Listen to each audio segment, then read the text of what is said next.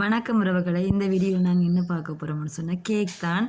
இட்லி தட்டில் எப்படி நாங்கள் முட்டை இல்லாமல், அவன் இல்லாமல், பட்டர் இல்லாமல், சுகரும் சேர்க்காத ஒரு கேக்கை எப்படி செய்யலாம், அதுவும் உப்பை பயன்படுத்தி தான் நாங்கள் இங்கே வேக் பண்ண போகிறோம்.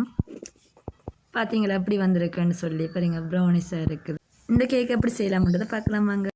இந்த கேக் செய்கிறதுக்கு முதல்ல அரை கப் பால் எடுத்துக்கொள்கிறேன். பசுப்பால் தான் நான் இங்கே எடுத்துக்கொள்கிறேன். பாலை காய்ச்சி கொள்ளணும். பால் கொஞ்சம் கொதித்து வரைக்க அதே அளவு, அதாவது அரை கப் அளவு சர்க்கரை எடுத்துக்கொள்கிறேன். சர்க்கரையை பாலில் சேர்த்து அதையும் காய்ச்சி கொள்ளணும். பாலில் நல்லா கரையணும் சர்க்கரை. நாங்கள் சுகர் சேர்க்கல, சர்க்கரை தான் சேர்த்துக்கொள்கிறேன். சர்க்கரை சேர்க்கிறது உடலுக்கு ஆரோக்கியமாக இருக்கும், அதனால தான் நீங்கள் சர்க்கரையை பயன்படுத்தி கொள்கிறேன்.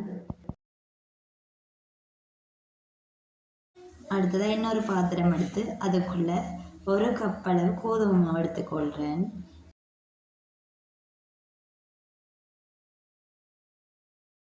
இந்த கேக் செய்கிறதுக்கு காத்தேக்கு 2 கிலோ அப்ப சோடா மட்டுமே சேர்த்துக்கொள்கிறேன். பேக்கிங் பவுடர் சேர்க்கல.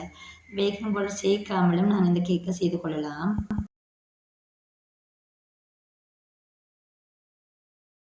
காக்கப்பளவு எண்ணெய் சேர்த்துக்கொள்கிறேன். எண்ணெயும் நல்லெண்ணெய் சேர்த்துக்கொள்கிறேன். நல்லெண்ணெய் வாசனை குறைவாக தான் இருக்கும், ஆனால் உடலுக்கு ஆரோக்கியமானதை சேர்த்துக்கொள்கிறேன்.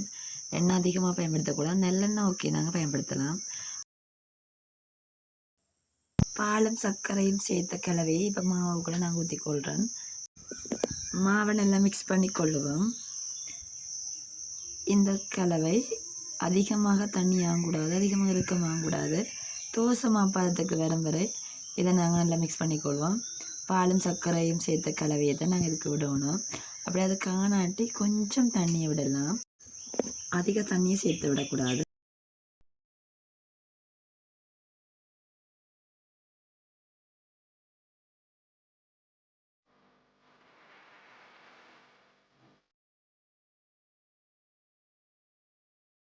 இப்படி கேக் மா கலவையை செய்து கொள்கிறேன்.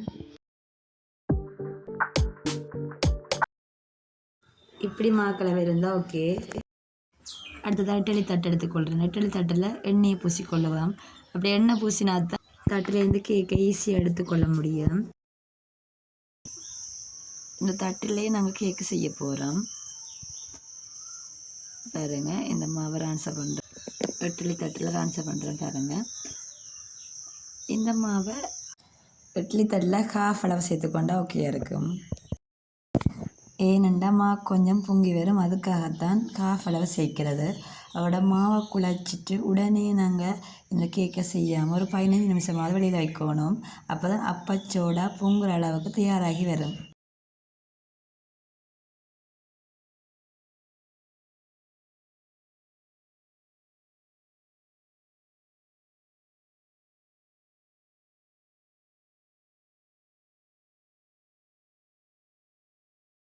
இந்த அளவுக்கு மாவை இட்லி தட்டில் போட்டுக்கொள்கிறேன்.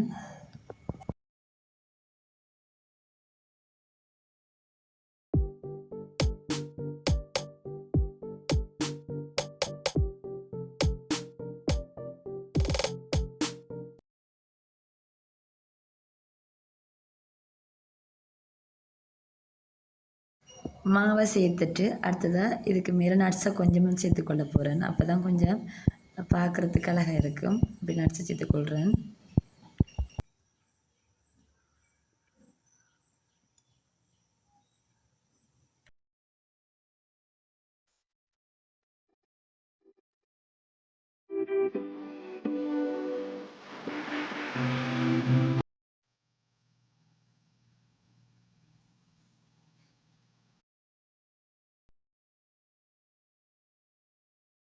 சேர்த்துட்டு இப்போ அடுத்ததாக ஒரு அடிக்கணமான பாத்திரத்தில் உப்பை எடுத்துக்கொள்கிறேன்.